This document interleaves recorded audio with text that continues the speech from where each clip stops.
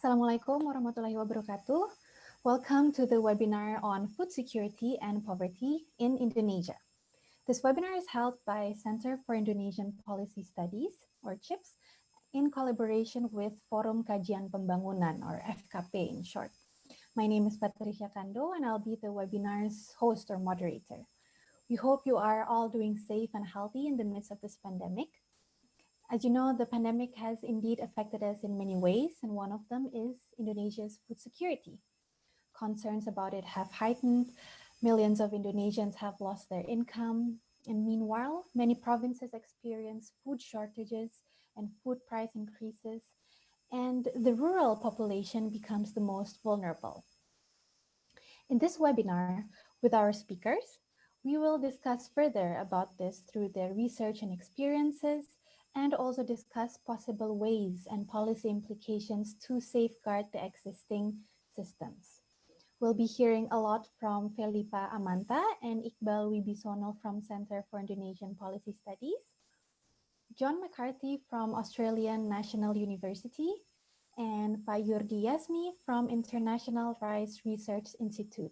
Welcome, all speakers. It's really great to have you. And ladies and gentlemen, with great speakers comes great audience as well. We have here attendees from varying sectors, including from the ministries, think tanks, private sector, embassies, the academia, the media, and many more. In particular, among them, I see here are representatives from the Indonesian Ministry of Trade, Ministry of Agriculture, Statistics Agency or BPS. From offices across Indonesia, we have Aceh, Jawa Timur, Temanggung, and a couple more. We have universities from Indonesia, Philippines, Bangladesh, India. Thank you all so much for joining us. All right, just a glimpse of today's agenda of the webinar that will be held for about 1 hour and 30 minutes. I will just quickly share screen. Yeah. So the webinar will be held in 2 sessions. The first session is the presentations from our speakers for 45 minutes. And the second session, it's Q&A and discussion for 40 minutes. Right. Okay, so ladies and gentlemen, before we dive into the discussion, I would like to firstly give the floor to guess whom, the audience first. Let's do a quick word cloud because we would like to know your thoughts on the following. I will move the screen again, once again. All right. Okay. Has it popped up now, the Mentimeter? So, yeah. Not yet. No. Okay, wait. Let me just do it again. Sorry. Okay, hope it's now on your screen. So, all right. Okay, ladies and gentlemen, please go to menti.com, as you may see on the screen, menti.com, and insert the code 178730. This is just a quick ice breaking because we here would also like to know what our participants think about food security. What comes to your mind when you hear the words food security? So please take your mobile phones, go to your browser, type in menti.com, and use the code 178730. And we can already see a couple of answers here. Some people say rice, hunger, drought, inequality, availability, nutrition. And you may see that some words appear larger than the other. Why is that? It's because more people type in those words or phrases. So more people think of these words when they hear the words food security. So poverty, availability, or I'd say food access, we will be talking a lot about that. Yep, there's lots of words around access and accessibility, access to food, supply, the supply chain. So we'll be hearing a lot about that as well. Wow, so lots have come in, and we can see what pops up the most is availability, poverty, and nutrition. Right, so I will end this in a few seconds. You can still see the word cloud moving, right? Okay, so thank you, ladies and gentlemen, for your participation. Can I end this now? I will end this now, right? Okay, thank you so much for your participation. So let's just move to the discussions. Our first 15 minutes will come from two of uh, our researchers from the Center of Indonesian Policy Studies. We have here Felipa Amanta, Head of Research, and Iqbal Wibisono, Associate Researcher of CHIPS. So Felipa and Iqbal, care to share your findings about how food prices, poverty, and consumption is affected by non-tariff measure policies as you are doing in your research? So please, the floor is yours. Thank you so much, Patricia. And hello, everyone. Good morning, good afternoon from wherever you are. And also hello to our other panelists, Pak Jorde and John. Thank you so much for joining us today. We would like to take this opportunity to share our preliminary findings from the current research that we're doing on non-tariff measures. This research is conducted by CHIPS with myself and Mas Iqbal Wibisono. So without further ado, I will start the presentation. So it's very interesting to see in the word cloud. I think people in this room, in the Zoom, have similar ideas of the dimensions involved in food security, including poverty and consumption, and also affordability. So we'll look at some of those dimensions right now. So I will start by giving a background on the poverty trend in Indonesia. Indonesia have made significant progress in the last couple of years in terms of poverty reduction. So since the poverty rate is at 24% in 1998, it actually has dropped to 9.2% in 2019. But this is before the COVID-19 pandemic. So that means before the pandemic, 24.7 million people are in poverty. And I wanted to point to two interesting things that we can learn from this this graph is that somewhere between 2005 and 2006, we see a very slight increase in poverty trend. That literature have shown that that slight increase is actually due to increased fuel prices and at the same time increased rice prices. So during that time, previously rice import was available for any importers, but then the ban on rice import and the monopoly for Bulog was introduced, and rice supply was short. There's a shortage in rice supply and an increase in rice price, which leads to this slight increase.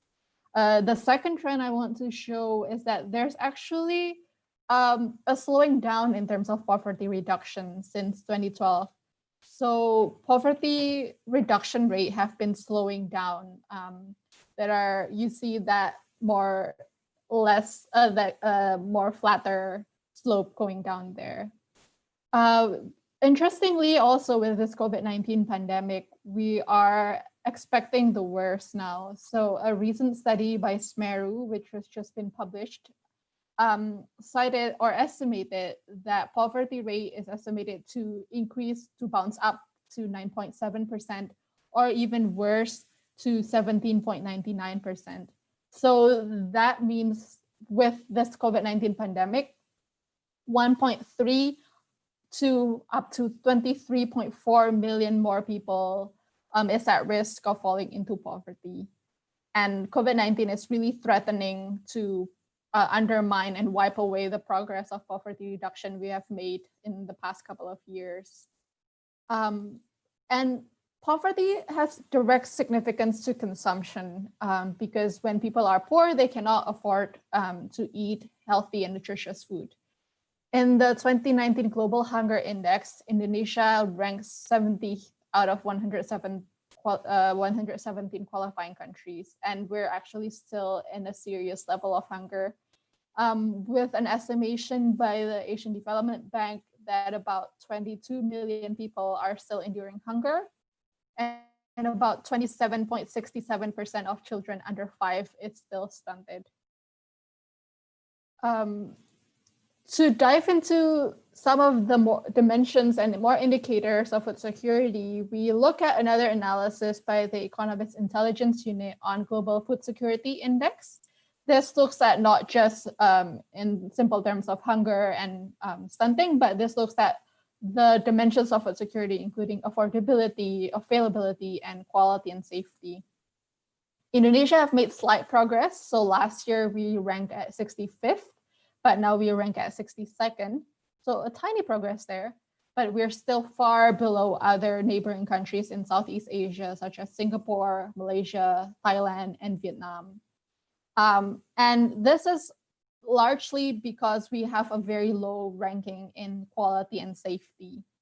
And this means one of the indicators in that category is dietary diversity. So I want to dive in more detail into that dimension of dietary diversity. So this is just one example that I take with meat consumption. And there are several dimensions to this as well, because we know that Indonesians largely like to eat more fish than meat. So this is just take this with a grain of salt. But our meat consumption, sorry, this is a bit tiny to see, but we are this red one, Indonesia here.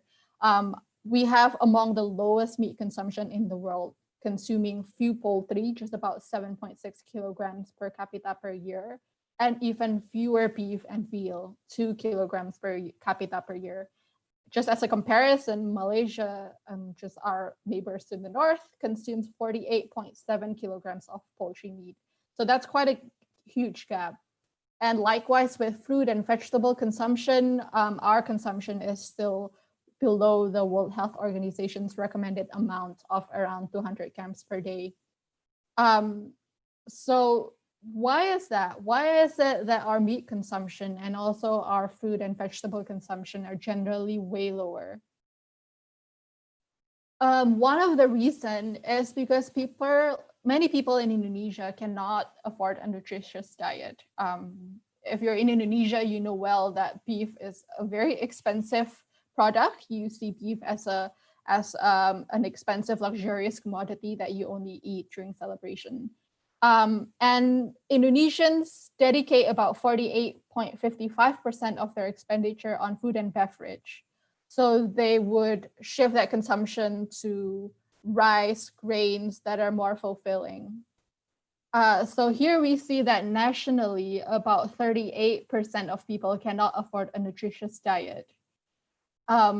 And this number is even worse when you go into some of the more poorest provinces, like in Papua, it goes to 48, and in East Andete, you see that drop to 68% who cannot afford a nutritious diet. So I want to move on to another dimension of food import. One of the important sources of our food is through import.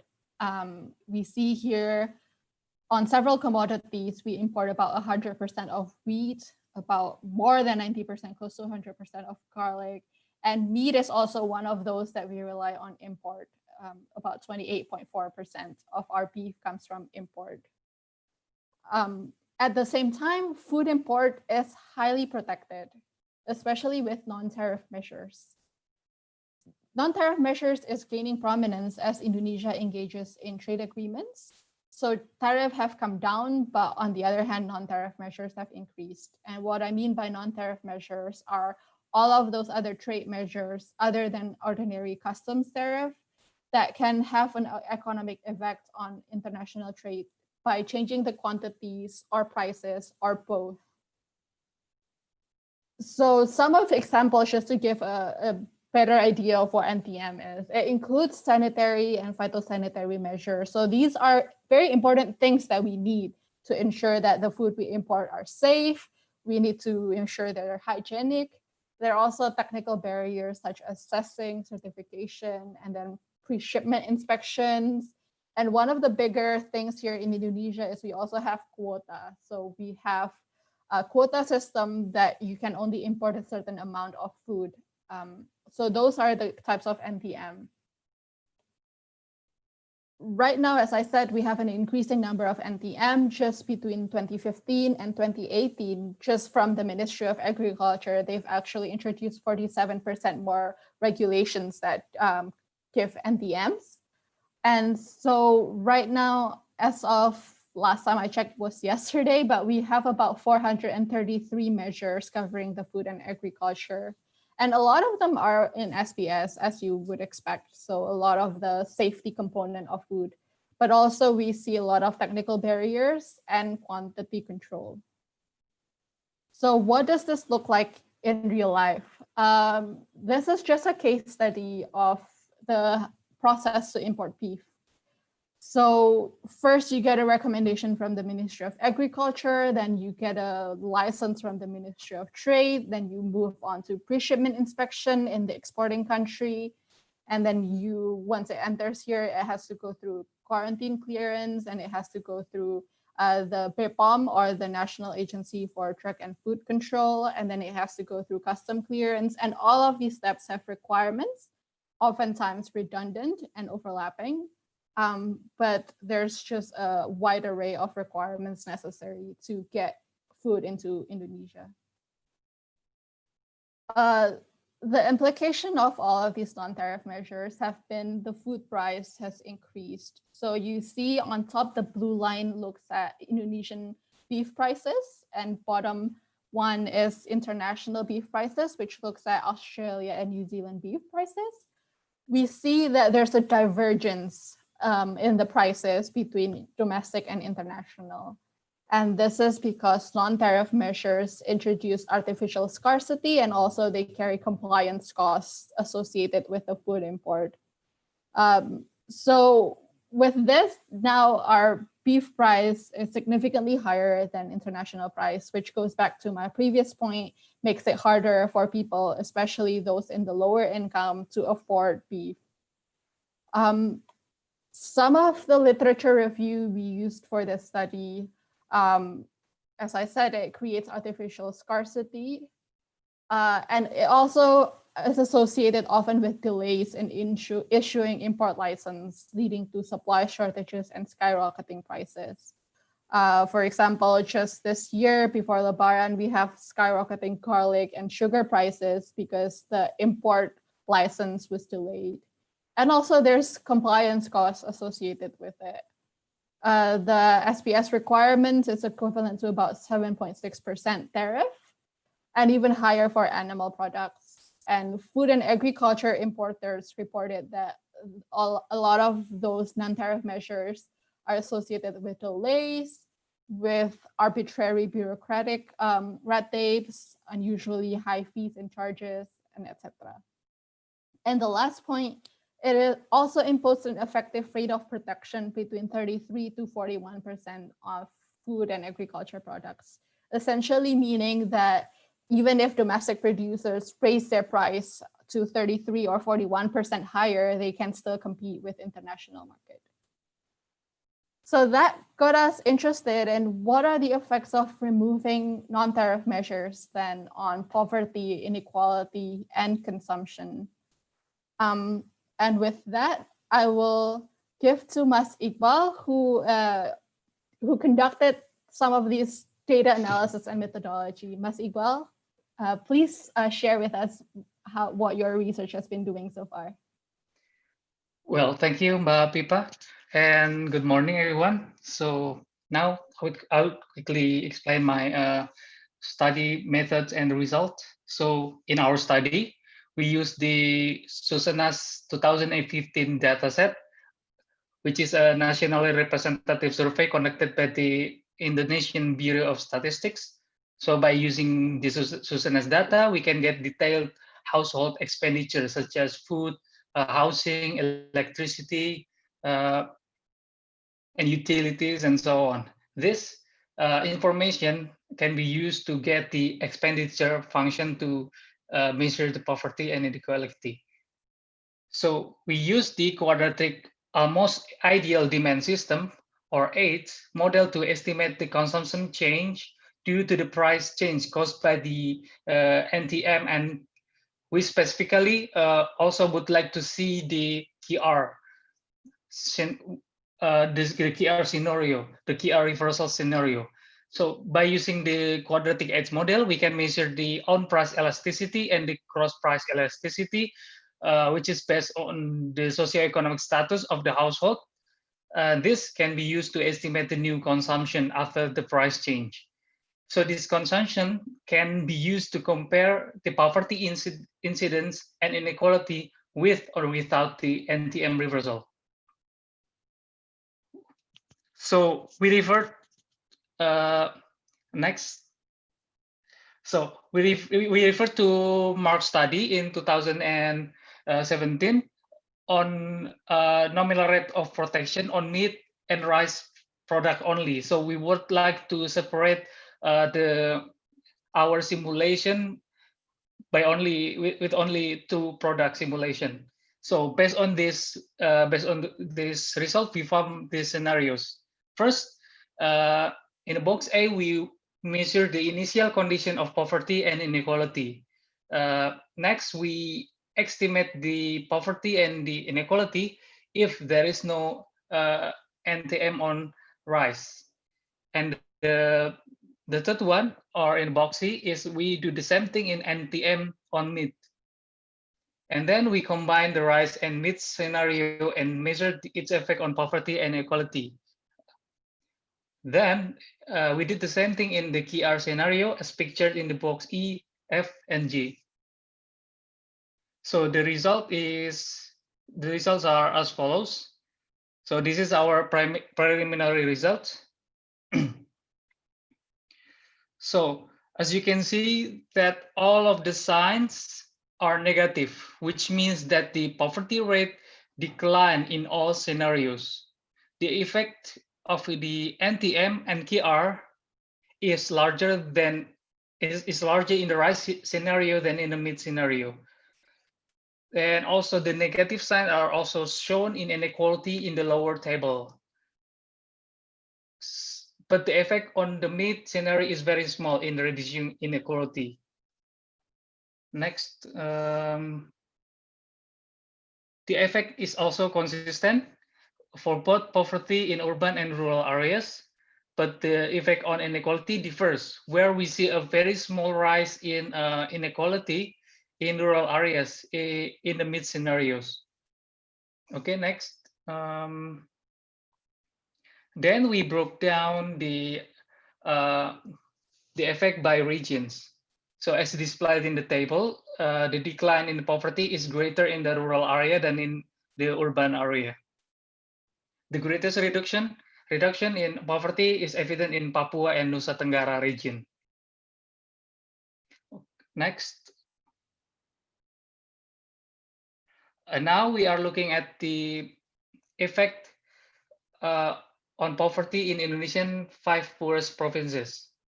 As you can see that the biggest decline in poverty can be observed in the East Nusa Tenggara province with 4.62% in NTM scenario and 4.27% in the KR scenario. Okay, next. Similar to the poverty effect, the biggest decline in inequality can also be seen in Papua and Nusa Tenggara region. Next, now we are looking at the inequality effect in the 5 poorest provinces. So the biggest decline, as you can see that the biggest decline in inequality can also be observed in the East Nusa Tenggara province. Now, I would like to show you the effect of the scenarios, the NTM reversal scenarios on rice and meat consumption share. So the pictures show that the consumption share of rice, the left one, and beef with or without the NTM. So the NTM reversal scenario affected the rice consumption pattern of each expenditure group differently. So in the left box, we see that the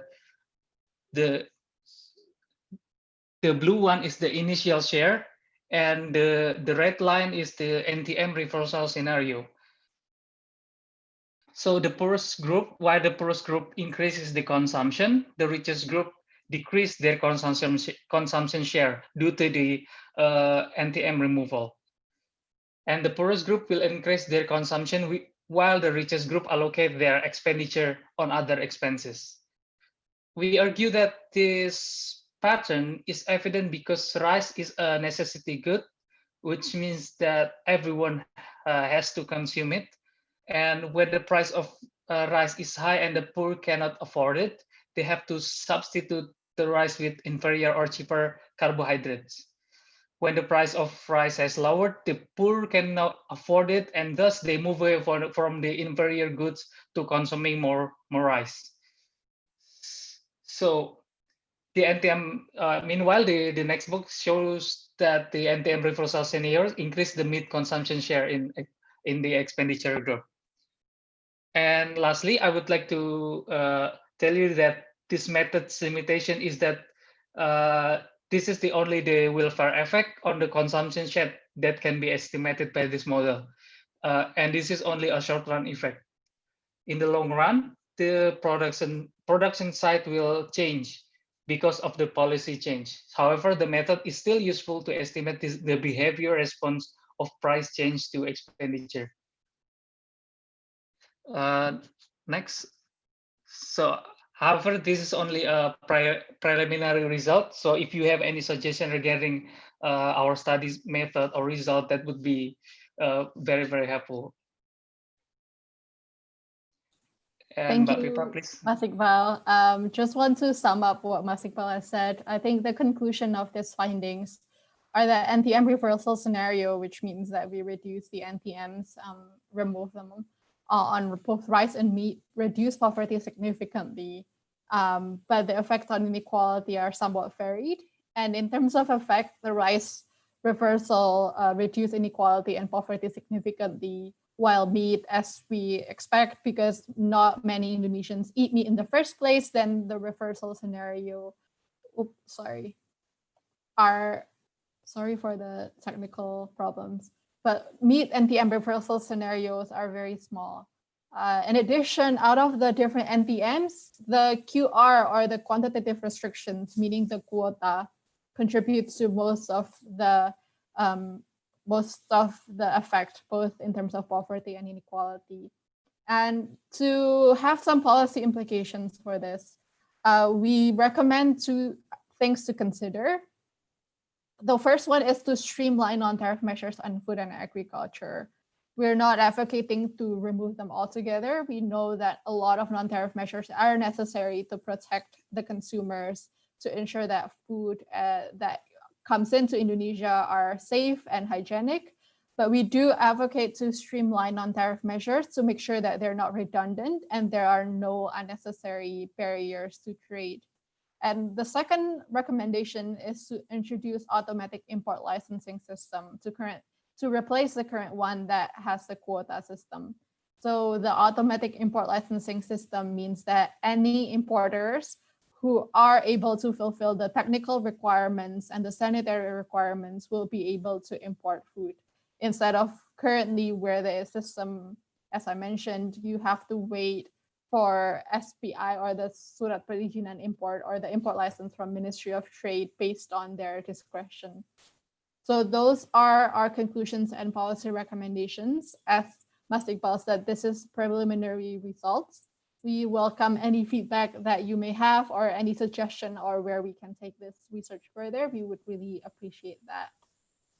So with that, I will give it back to Patricia. Thank you. All right. Okay, thank you so much, Felipa and Iqbal, for your presentation.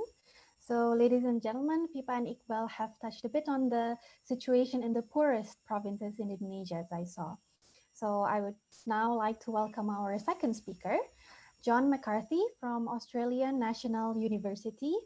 So, John, you're doing a research on the dynamics of food security in rural parts of Indonesia during the pandemic. So, would you mind to share your findings in that? Okay, can you see that okay? Here we go. Just a moment. Is that better? Can you see fine? Okay, so good morning, everyone. Thanks for the invitation today from Patricia and Philippa and our colleagues. It's a great privilege to talk to you. So this is a snapshot of a work in progress that I've been doing with a number of colleagues in Indonesia. Ibu Yunita, I think she's out there somewhere joining the discussion today, from UI, Henry Satoris from USU in Sumatra, Mas Made in UGM, and Ibu Vania, who's here at ANU. I think she should be listening as well. And hopefully they can join the discussions afterwards. And I'd like to also acknowledge Praise and Naima, who've also been doing a lot of really helpful work in trying to undertake this study. So the Australian Centre for International Agricultural Research did a snapshot report about the impacts of COVID on the Indo-Pacific. And what they asked us to do was to follow up with a rapid assessment to look at what's happening in Indonesia. So what we did was we did 20 key informant interviews, but we also did a WhatsApp survey of more than 100 informants.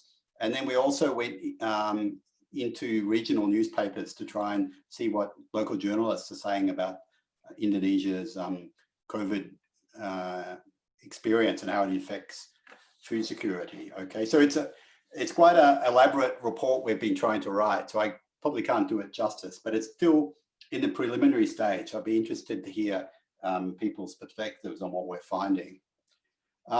So what we did was we used the Food Security Vulnerability Atlas, which, as you can see, has a very good perspective on where we find undernutrition across Indonesia, looking at the stunting rates. And you can see it's spread right across Indonesia.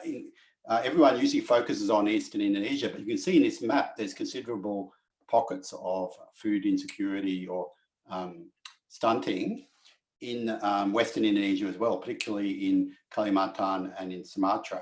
So what we did was we chose 5 particular production systems or types of landscapes, which you can see on the right, because we thought they were particularly appropriate, particularly extensive. So I'm not going to go through that choice now because I've got only 15 minutes for this presentation and a lot to get through. So what I wanted to do was move on to think about the risks to Indonesia's, the susceptibility and risk to Indonesia's food system. Because if we look at the existing vulnerabilities in the food system, we can then think about the impacts, and we think about what kind of policy interventions might be appropriate.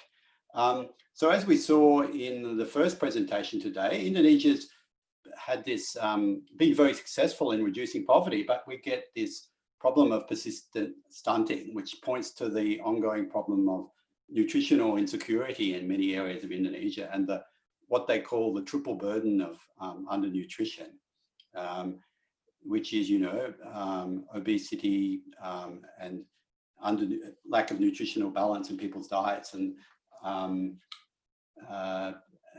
etc. So the problem with that is that if we have such a nutritional imbalance, when we have a shock, it can easily push people into deeper forms of insecurity. And of course, we have to remember that 1/3 of Indonesia's workforce is still in agriculture. And the poverty rate in agriculture, although it's fallen, we still find a very large number of people in agriculture below the poverty line.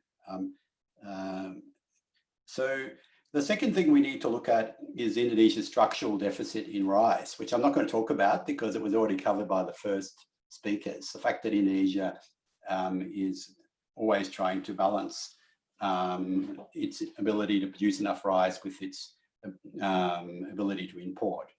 And thirdly, we have this problem of exposure to climate change, pests and diseases.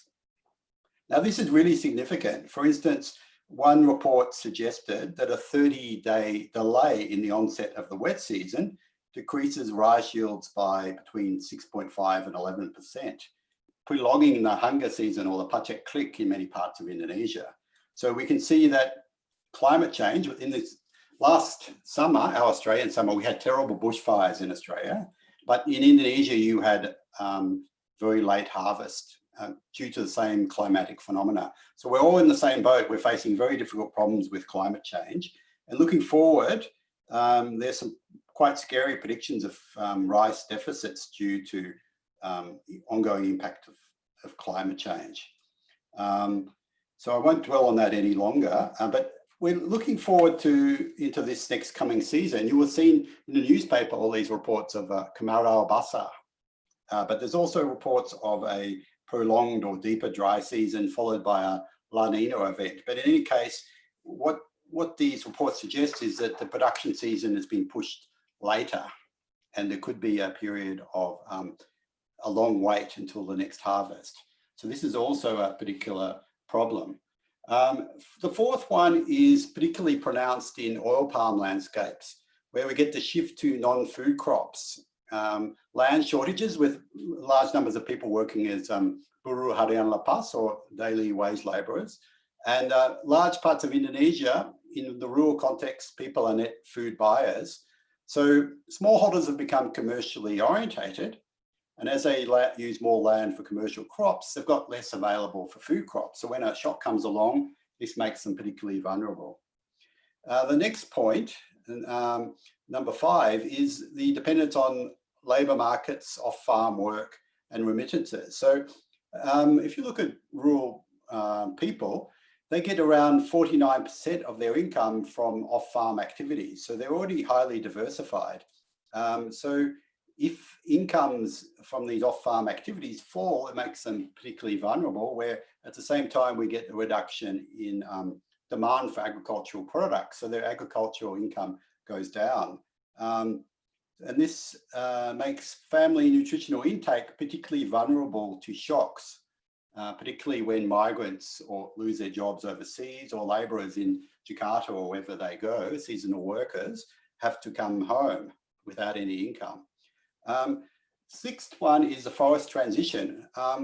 We get large areas of Indonesia in transition to other crops, and this might be good for economic growth, but what it leads to is a reduction in the ecological functions on which local agricultural systems often depend, and also reductions in opportunities for people to forage in the forest. So if you spend time in rural communities in Kalimantan and Sumatra, traditionally when there was a difficult period, they could go into the forest and collect non-timber forest products or food in the forest, or they could open padi ladang. But when the landscape is enclosed, these opportunities are no longer available, which means that they've got the traditional safety net that they have is very much reduced.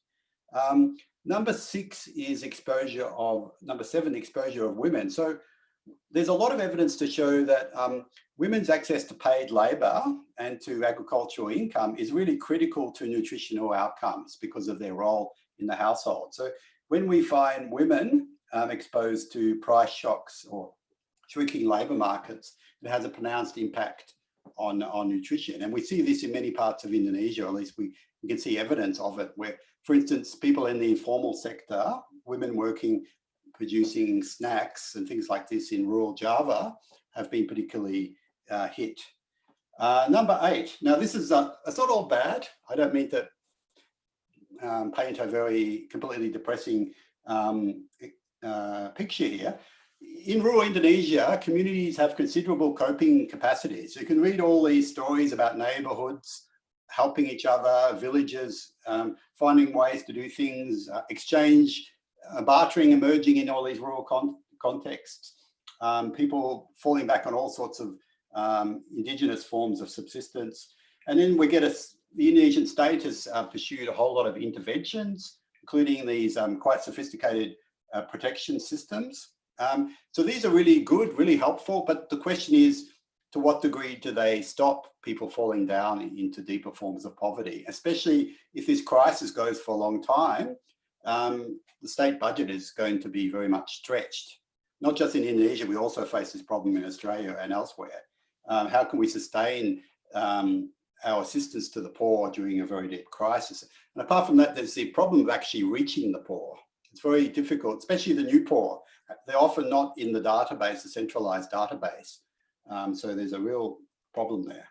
So moving on from, so these are the problems, I guess, that are really pronounced in Indonesia's food system. And then the problem is when this comes together with a shock, you get a whole set of problems emerging.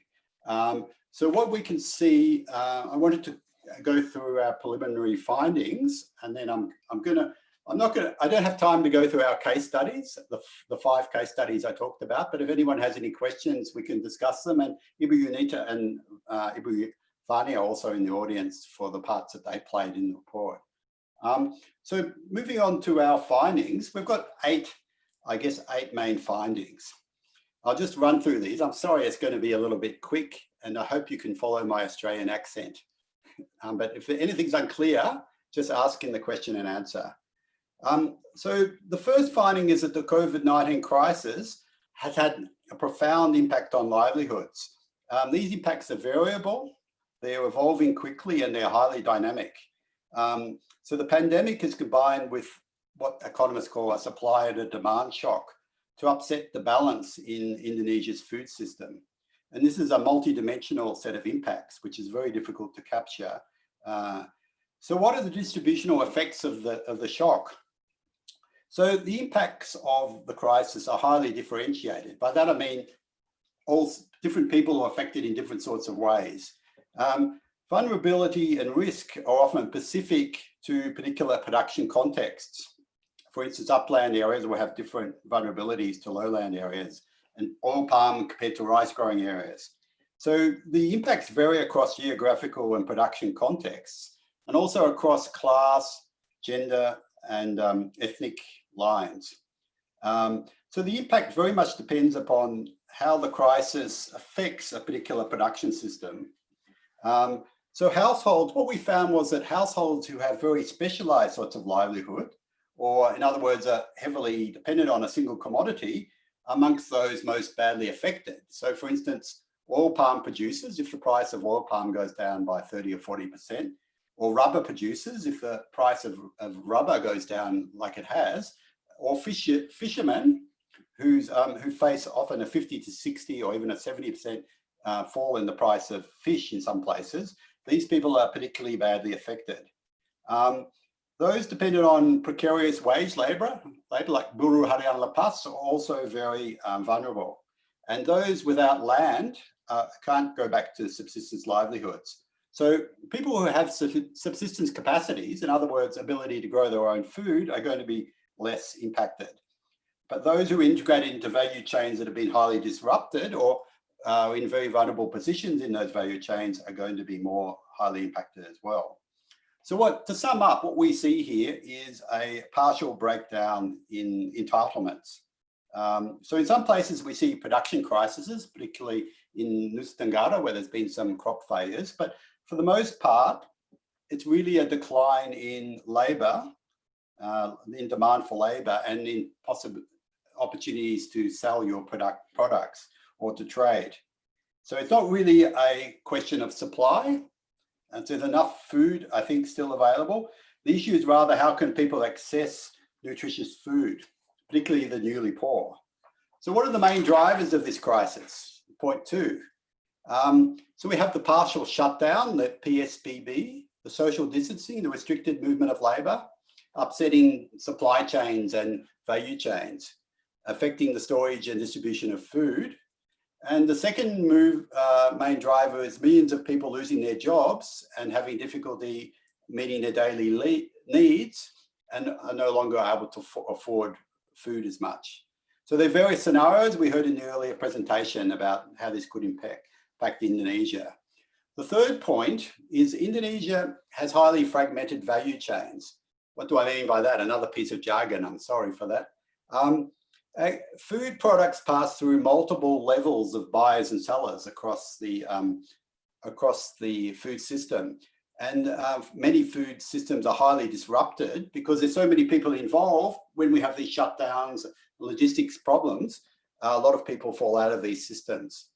So This, of course, varies across different commodities, and in some places we're getting e-platforms emerging, but only some people are able to use these new e-platforms, and other people are excluded from commerce, from this kind of e-commerce.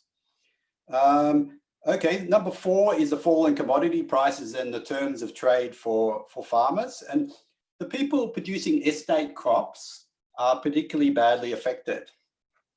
How am I going for time? I haven't got much time left. Just a few more points and I'll move on to my conclusions. So the informal sector, number 5, is particularly affected, but in some places it's still working, but just not as well as before. So people had dependence on diversified livelihoods. I spoke about that earlier, but what they see is parts of these diversified livelihood portfolios no longer working. For instance, maybe there's less opportunity for labor, for paid labor, but this is also depending on the context. Of course, in Java, rice production is still continuing as normal, and there's still lots of opportunity for labor. But in the oil palm landscapes, the demand for labor has very much fallen over. So not completely, but significantly. So Buruh Harian Lepas are in a very bad position. Number 6, coping strategies. Okay, so the idea is that people go back to agriculture, but the problem is not all communities are going to be able to do this, or only parts of communities. So they can fall back on traditional forms of subsistence or mutual assistance, but this tends only to work for a particular period of time. You can't keep borrowing from your neighbour or your family, especially if they're also affected by the shock. Number 7, the interventions. So the interventions to stabilising staple prices, social assistance and credit, these are really, it's great to see the Indonesian government have the capacity to do this much better than it did in previous crises. However, the question is for how long these sorts of interventions can really hold out. And as we noted earlier, there's significant holes in the social safety nets. So it doesn't help everybody. And of course, as we know, the assistance is going to fall from 600,000 rupiah a month to 300,000 rupiah a month for the temporary payments. So number 8 is the fall in demand for protein and vegetables. I guess this is the most worrying thing. The nutritional impacts are going to come into play over time as people's capacity to cope is reduced. So we get falling incomes, disrupted supply chains, and limited social protection allowances, which means that people end up spending their income on buying carbohydrates and reducing their consumption of fresh vegetables, fruit and meat and fish. Quality of food declines as people move to instant foods and higher energy carbohydrates. So this will increase the stunting problem. So what we see is the deepening of existing patterns of deprivation, as well as the emergence of new patterns of deprivation. So the challenge, I guess, is how to stop these problems of poor access to food turning into patterns of chronic food poverty. I guess that's the policy challenge for Indonesia. Okay, so now I'm going to skip past my case studies, which I would have, if we had more time, I might have talked about. And I'm going to move to my conclusions, because I think we're out of time, aren't we? Just to sum up, so I think I've given you the main findings. So I think Winston Churchill famously said, never let a good crisis go to waste. So, you know, I'm not a great fan of William Churchill because he wasn't very good to Australians, but he's got some good quotes. I think what the challenge is to build a much more resilient and diverse livelihoods in Indonesia. For instance, in the places where we see dependence on single crops, such as oil palm, people that can be badly affected. So we need much more diversified livelihoods in order for people to handle risk.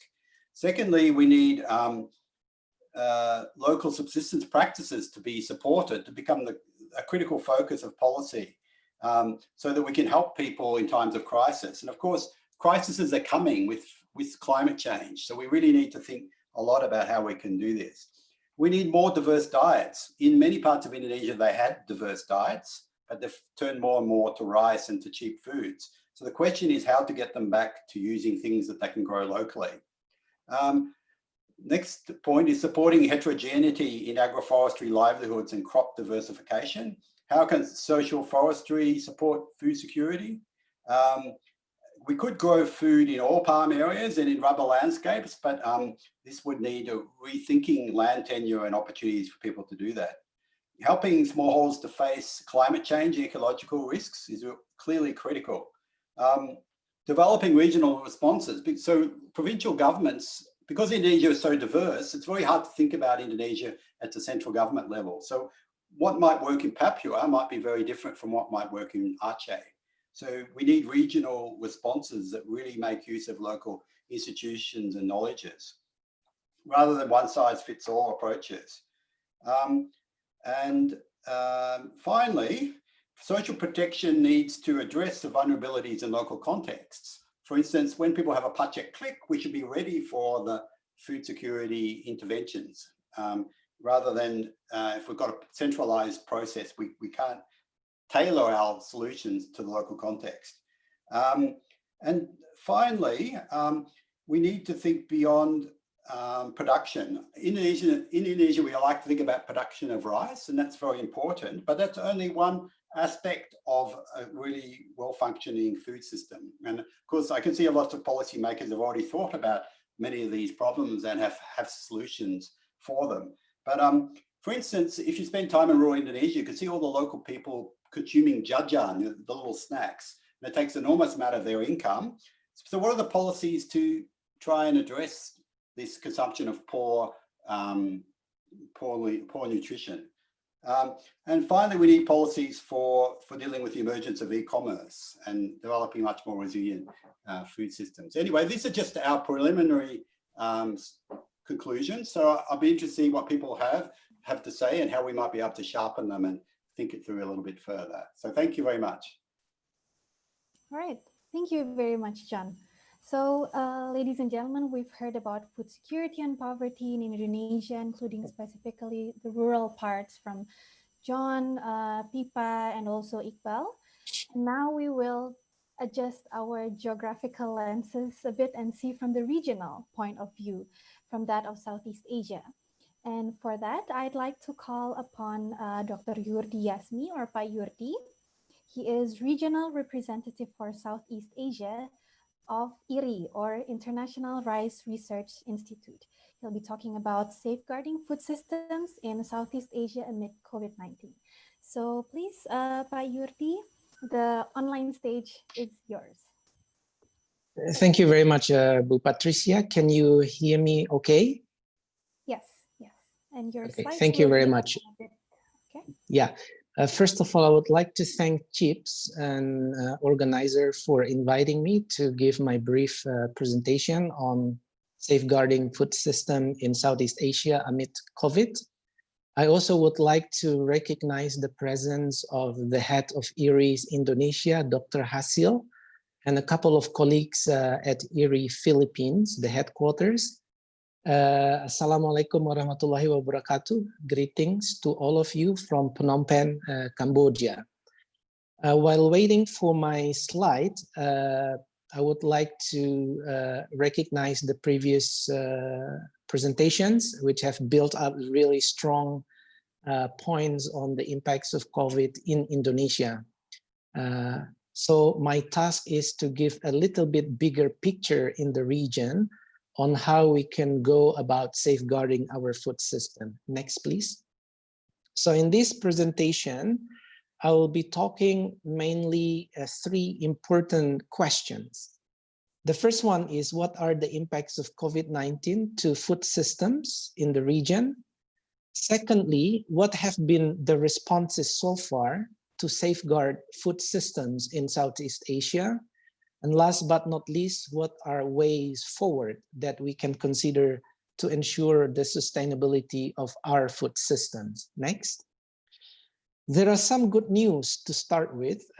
We have heard a lot of challenges and problems, but I would like to share some good news. Rice, the main staple food in the region, has been largely available. unlike the previous crisis where we had problems with rice. In fact, rice availability throughout the regions compared to the same period last year has been increasing actually. The world food market, although there are some, fluctuation, are relatively calm. Domestic food prices, particularly for domestic products, are relatively stable so far in Asian countries. There are fluctuations in some countries, including in Indonesia, but those fluctuations not really, causing serious problems yet. But this actually can change over time because the food price really depends on various export and import of and trade. Last but not least, the good news is that the export bans on rice and agricultural products imposed by some countries at the early phase of COVID now all have been lifted. Next, please. So what are the impacts of COVID-19 in Southeast Asia? Well, we all understand and we all have heard that COVID-19 has moved, from local health issue to global economics recessions discussion as we are speaking now. Our economy is hit the hardest. Why is that? Because there are so many restrictions on movement. We have seen, businesses are closed down, schools, government operations are closed.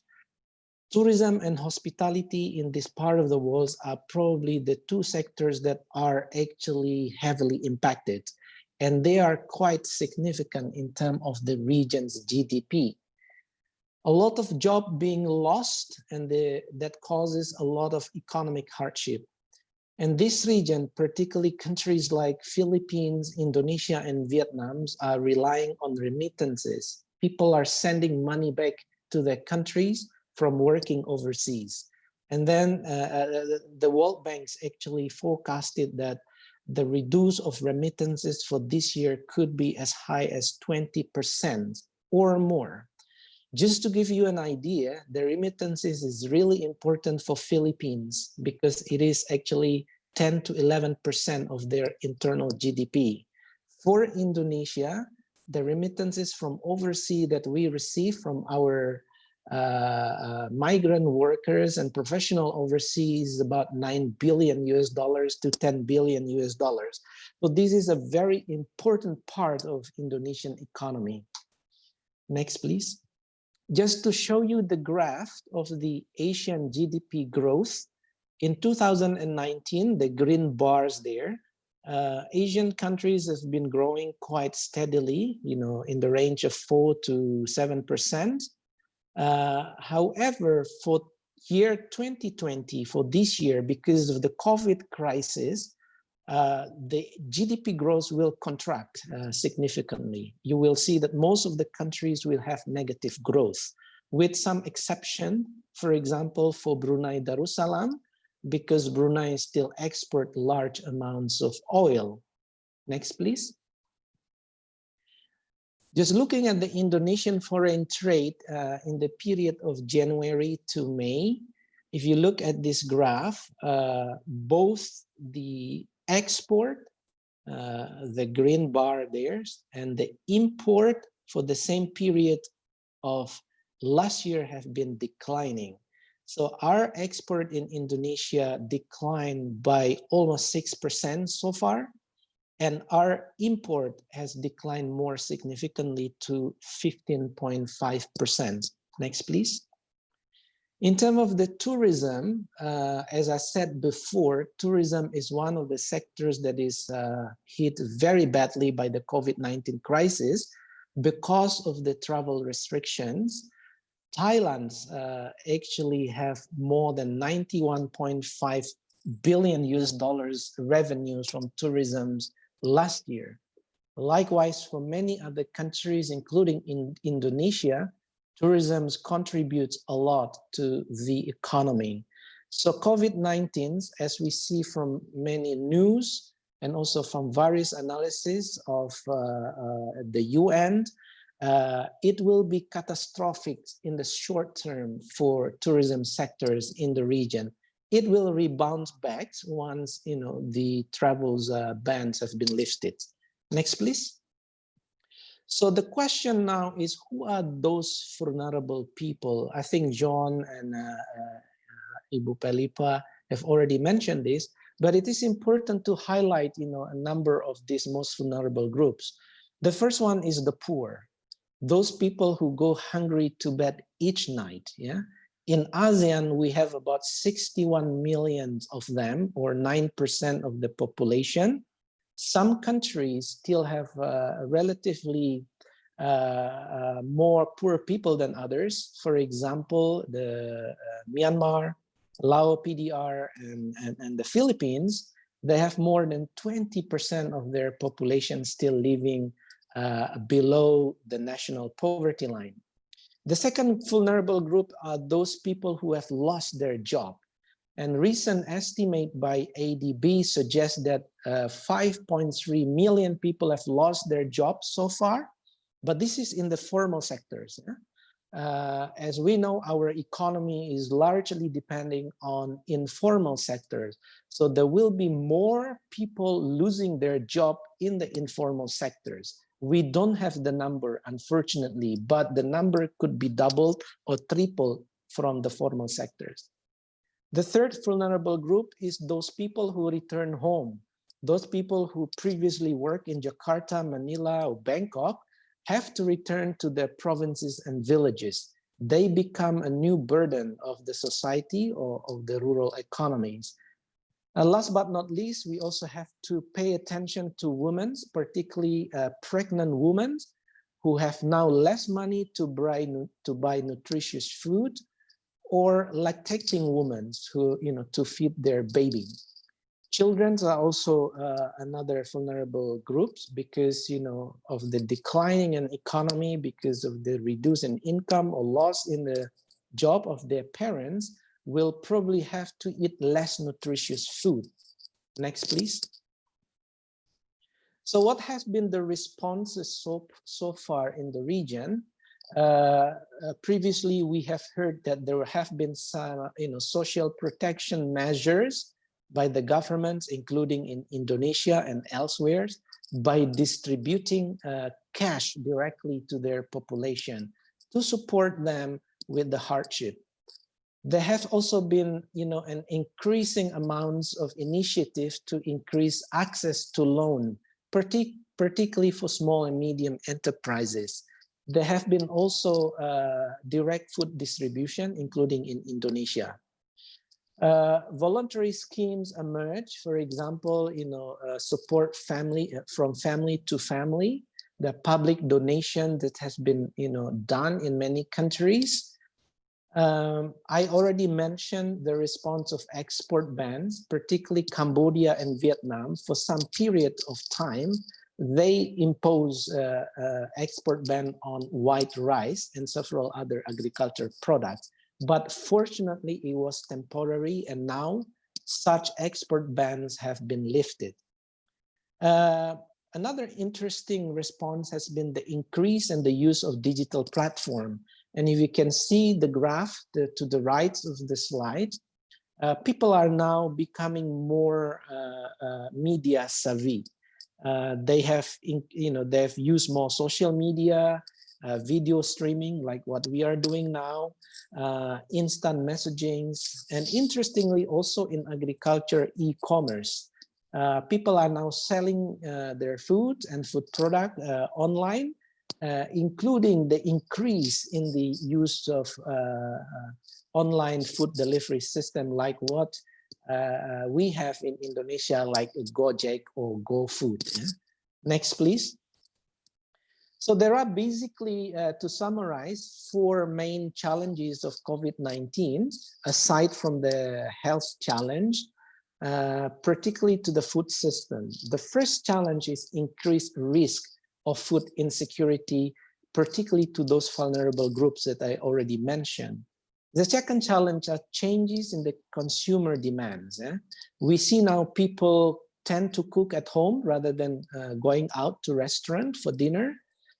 People tend to consume more fresh produce rather than packaged food because they are really concerned about their health issue. And people are also buying local and online. So these changes actually require also the changes in our food system. The third challenge is disruption of the food supply chains. And this is the biggest challenge. How to bring, the produce from farms to the market or to the table. At the moment, our research found out that in the region, we have lack of storage.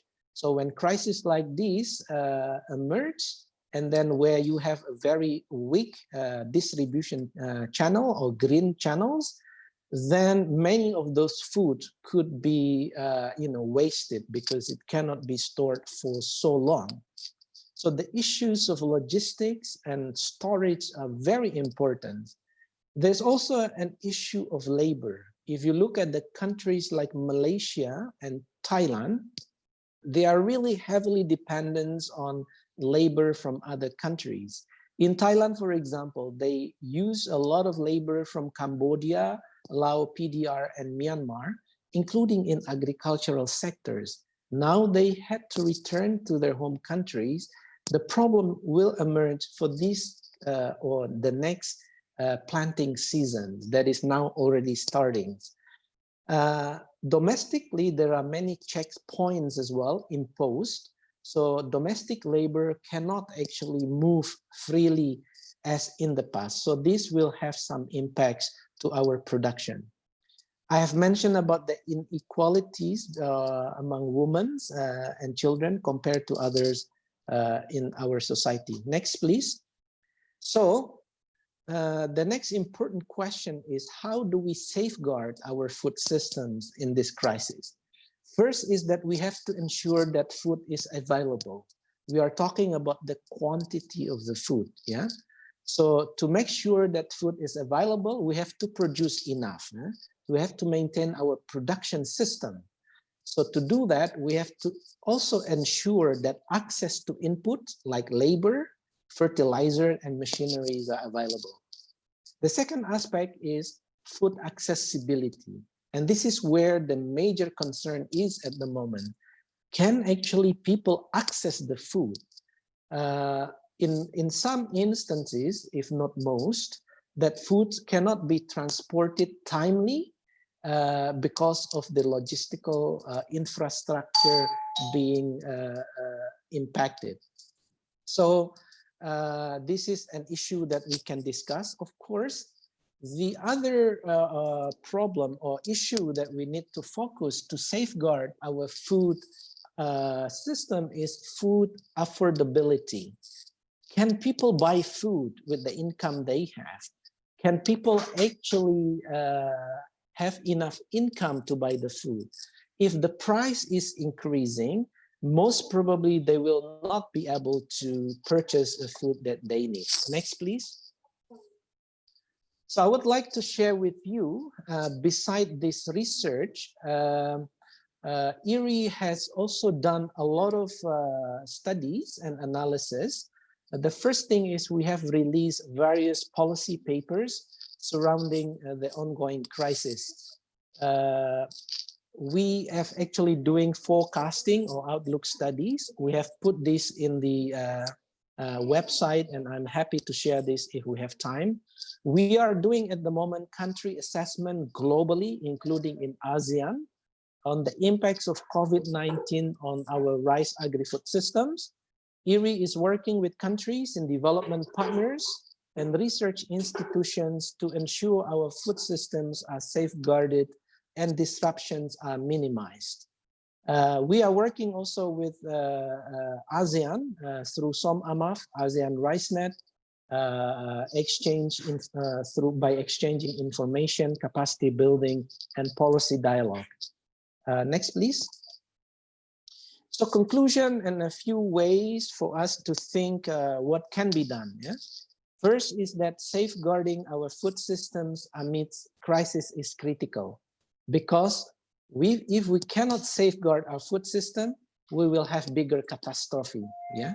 Second, Attention to most vulnerable people like the poor, jobless, women should be prioritized.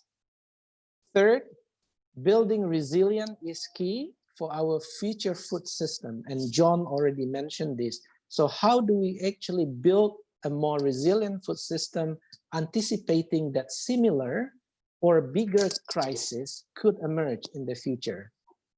COVID-19 also provides us with an opportunity, to rethink our future food system.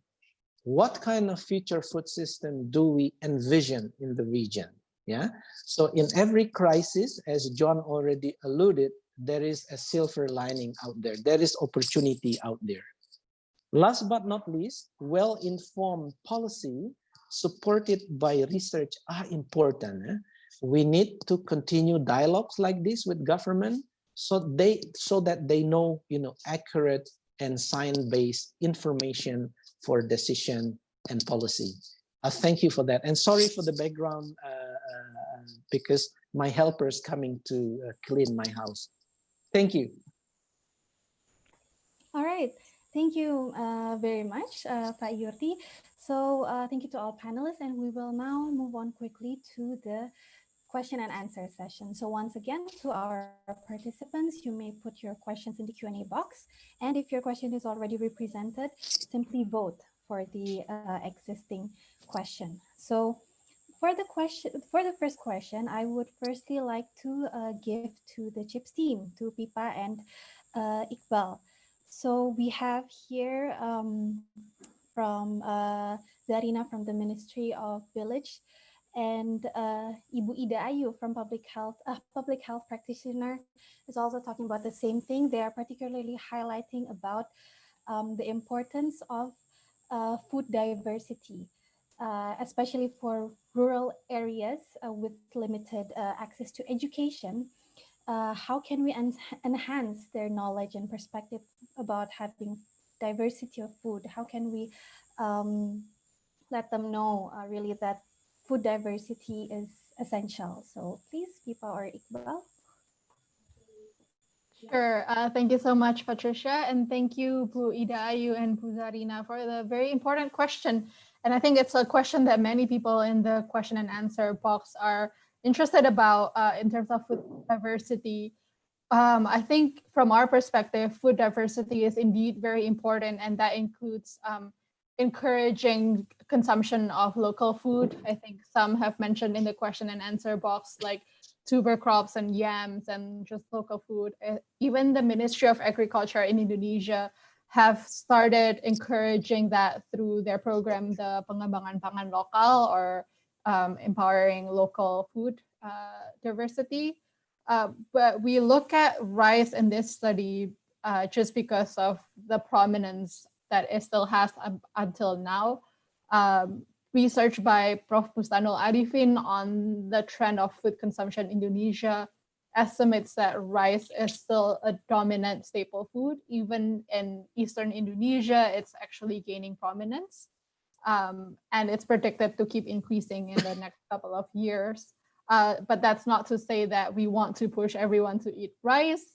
So we were interested in rice, particularly because of its importance as staple food. But we do agree with the points raised here by Bu Zarina and Bu Ida that building diversity of food will be very important. And that is done by ensuring that they have supply and they have access to affordable types of fruits and vegetables, both through local and also through import and cheap imports.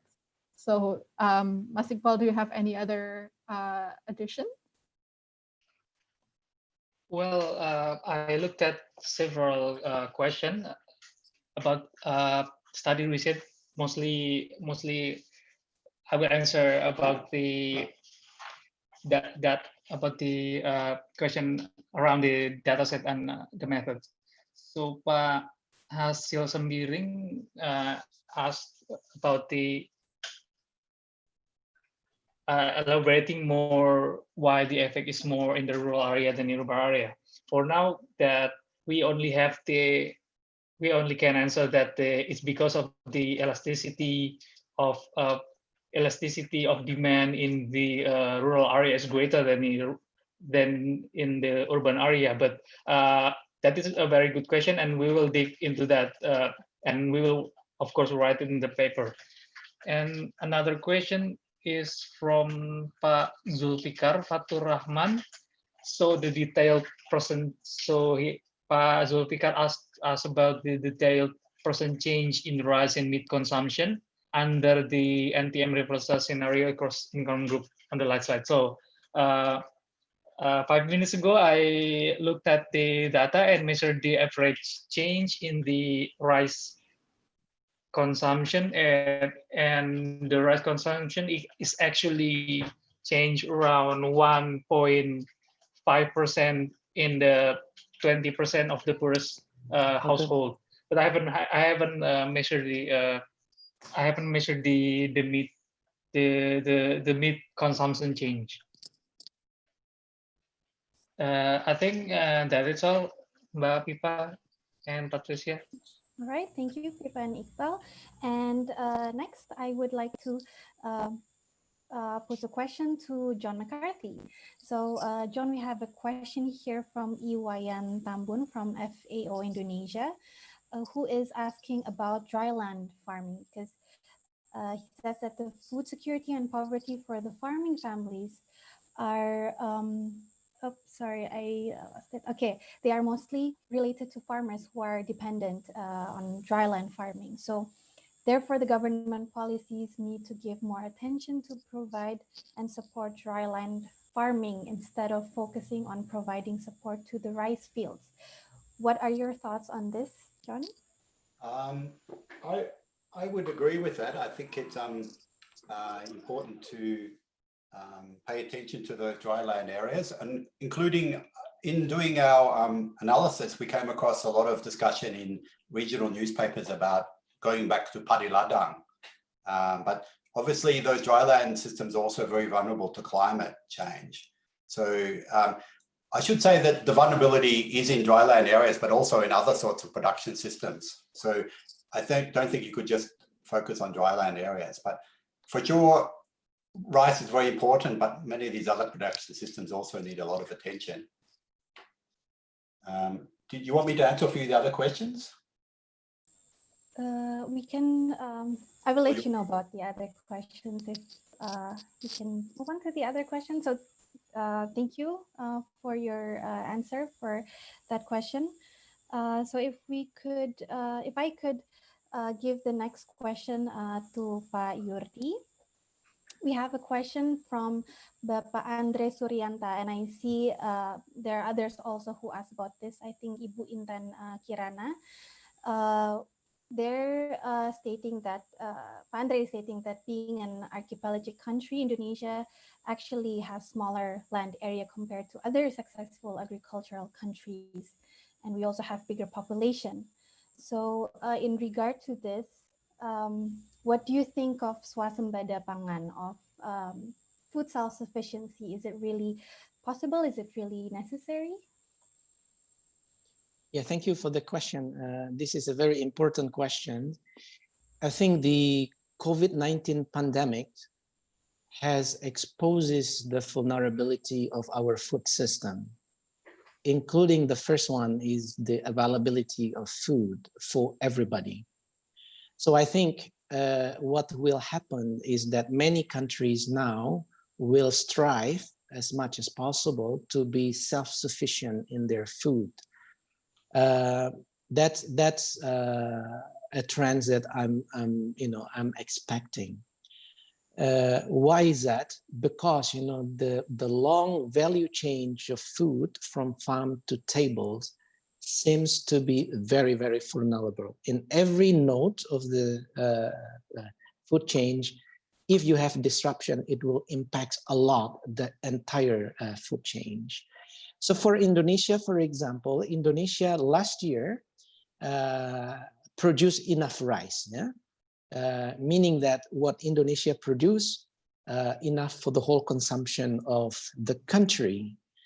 But Indonesia still imported rice last year, not as much as in the previous years, mainly for keeping the reserve and also to make sure if there are emergencies like this, there are enough reserve out there.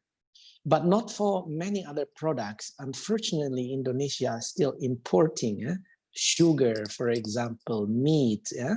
So I think what would be important is, as I said before, this crisis actually allows Indonesian policymakers and other stakeholders to rethink, what is that, a much stronger food system for Indonesia in the future. So there is no, a short answer to this, but in my view, food security will be an important security aspect for Indonesia because of our, big country, archipelagic countries. So this is an important issue going forward that all of us will have to think about, including the policies. How do we support farmers? But this is not going to be easy, because farming is no longer an attractive sector as well, compared to 20 or 30 years ago. Thank you.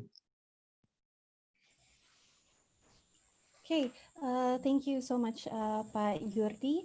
And for the next question, I'd like to go back to Pipa and Iqbal from FAO Indonesia, from Iwayan Tambun. So he's asking that the problem with food security in Indonesia is lack of food diversity, and it needs to promote more carbohydrate resources from other crops instead of rice in particular. So the source of protein, it needs to encourage, he's saying here, aquaculture establishment. This is something I think we haven't touched upon, as one of the district government programs instead of depending on just marine fisheries. So regarding these more diverse options, what are your thoughts? Thank you, Patricia, and thank you, Iwayan Tambun, for that really wonderful comment. I think it touches upon also what we discussed earlier about the importance of food diversity. And you're right, I think right now we're really focused on rice, and that is reflected upon the Ministry of Agriculture and the Indonesian government's primary responses to risks of food security in Indonesia. For example, we know from news reports that they're planning on a food estate primarily to increase rice production. So the primary response of the government has been still towards rice, just because of the assumption that rice remains the staple food here in Indonesia. But I would agree with your comments and concerns that I think the problem is now because of food diversity. And in order to promote that, we need to, as I think Pak Jorde has also mentioned and John already mentioned, rethink our food system, whether we want to include and encourage more of these food diversity and nutrition, and not only in agriculture, but throughout the education for families and for children. This is also slightly touching upon, I think, Pu Ida's comment earlier about the importance of education. But from the production side, also, just to stress again some of the points raised, it's not only about availability, but also about affordability. So if we're already producing that, we also have to think then about how to distribute that to non-producing rural areas or even urban cities that still relies on producing villages, and also think about the supply chain in which that's all happening. So we really support that kind of production, but we have to put that into context in terms of the larger national food security. All right, thank you, Pipa. And another question that I would like to now give to John. So John, we have here a question from Ibu Ririn Purnamasari from World Bank Indonesia. It's also similar to a question I see from Anissa Noyara. So what measure did you use to define profound impacts of COVID on households? So World Bank themselves, they've conducted high-frequency monitoring survey on socioeconomic impacts on household, and they found that the impacts on food insecurity are not between urban and rural households, but it's more outside Java, more in outside Java than Java itself. So are your findings also showing the same things with what the World Bank found? If you could please elaborate a bit on that. Okay, thanks, Pakuririn, for that comment. I think it's a very astute comment. We weren't looking at the difference between rural and urban, and we weren't doing a systematic survey like you can do in the World Bank when you've got such great resources. We're relying on a kind of a quick analysis using mainly qualitative sources. But I would say that